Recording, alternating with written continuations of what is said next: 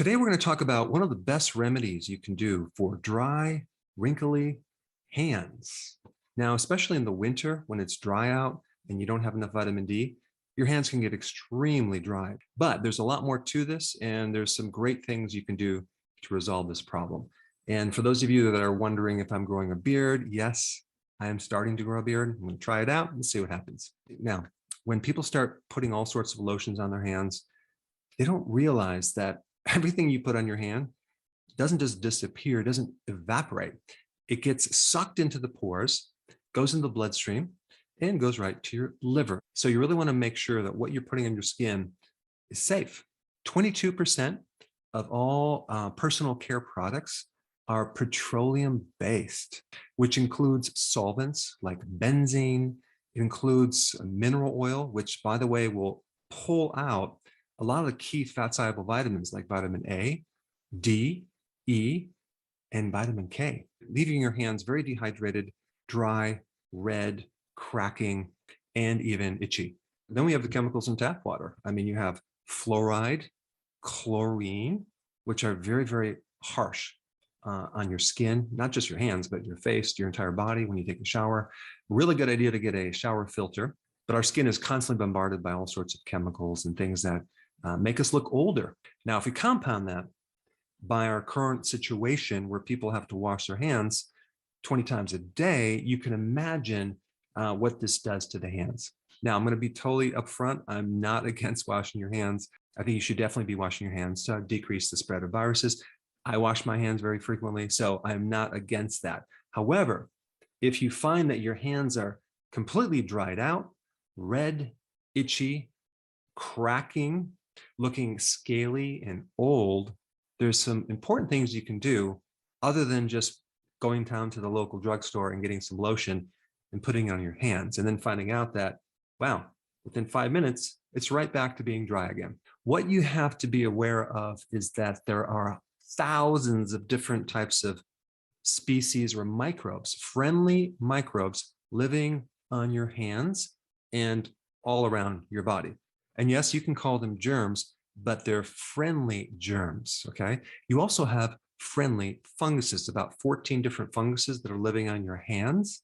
Now, what's interesting is they've done different assessments on this microbiome living on the surface of our skin, and they isolated different types of microbes in different places. And I found it interesting that the area of the body that had the most diversified fungal species is actually on your heels. Fascinating. But on your hands, you have about 14 different types of funguses, and these are friendly. We call this microbe relationship a symbiotic relationship. Symbiotic means working together, having some mutual benefits back and forth. The microbes protect us. We give them a home to live. Then you have all these different types of microbes that have a symbiotic relationship with each other. So they have to learn to live together, right? I mean, I wish we as a human race could actually be more symbiotic. Some people just have a very difficult time tolerating differences, different cultures, different viewpoints, and different beliefs. So in order to have a symbiotic relationship, we have to have a lot of tolerance of differences. And you need to have the awareness that these so-called germs are not harmful. And we don't necessarily have to have this anti-germ or microbe viewpoint, because we can't even exist without these microbes. They actually help our survival. They make vitamins, they give us immune protection, and without them being on your hands, the pathogens, the bad microbes start to develop, and they create a lot of problems. And there's also another interesting thing. You can have non-pathogenic microbes and change the environment, like make the environment more stressful, and have those non-pathogenic microbes turn into pathogens. So just a change of environment will alter the type of microbes that are living on your body. Apparently, when you stress them out, some of them go a little bit crazy. So it's very, very important to have a good environment, a healthy environment for your microbes to live and not continually stress them out. And this is why when we get to the remedy, there's a couple things that you'll add to the skin that will make a huge difference in having these microbes start thriving. Now, the other thing I want to bring up is the pH of your skin. It's not alkaline, it's acidic. It's between 4 and 4.5. So that's actually pretty acid. And if the pH goes too high, becomes more alkaline, all sorts of things happen. Your skin starts to swell, it can become inflamed. So you really need to understand what you put on your body so you don't put the wrong thing and end up creating a problem. Now, I do want to mention one other thing, and this is what I try to educate people on over and over and over. Your external skin, the way you look, your hair, your nails, are a reflection of what's going on inside, what you eat, what you avoid, what you do to your body to keep it healthy. So what I show you for a remedy will help you, but you really need to focus also on your diet internally. And so every part of your body externally can look youthful. And yes, I'm talking about lowering your carbohydrates and doing intermittent fasting. Two very powerful things that will slow down the oxidation or the rusting out of your tissues. Because it's the sugar, the refined flour products, like in grains, as well as the so-called vegetable oils, which like the soy, canola oil, that is in so many of our foods, that just makes our skin, especially, age at a very fast rate. So there's two main goals for the hands, okay? Number one, we want to, of course, avoid things that are making them dry and older. So in other words, if you're using lotions that have petroleum-based products, just don't use those anymore. And as a side note, I have a greenhouse, and so I'm working with soil all day long.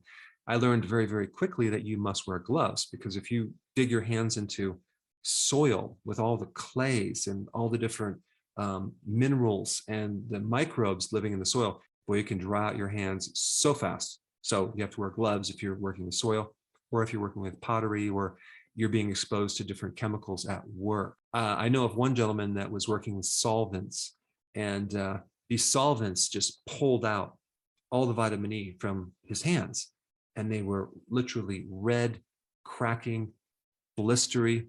And so any type of petroleum-based mineral oil solvents pull out all these fat-soluble vitamins. And so you better put it back in. And so the two main goals I would recommend is, number one, put back into your hands these fat-soluble vitamins, vitamin A, D, E, and vitamin K. And number two, recognize that you have these friendly microbes living on your skin. They're symbiotic, and don't try to kill them continually without allowing them to be reestablished.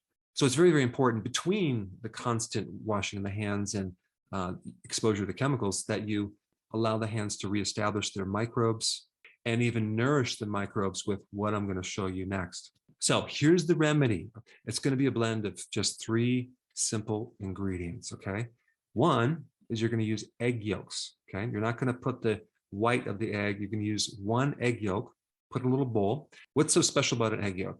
An egg yolk is an embryo, and it contains all of the fat-soluble vitamins, as well as other essential fats that it's going to be really hard to get in other foods. And so this egg yolk is loaded with retinol, vitamin A, vitamin E, it has vitamin D, it has vitamin K, it has omega-3 fatty acids, and all of these vitamins are going to be able to be absorbed into the skin. Not to mention, it's very high in lecithin, and lecithin really helps to soften up the hands. Lecithin also is the antidote to cholesterol, so it helps to break down cholesterol too.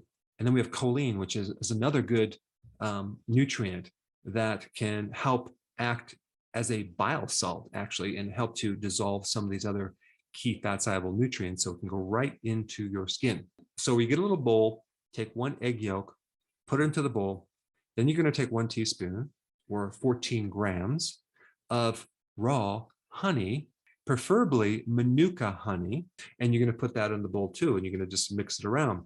Now, Manuka honey is antibacterial, antiviral, antifungal. It's great for wound healing. It's great as an anti-inflammatory. It's wonderful for your skin.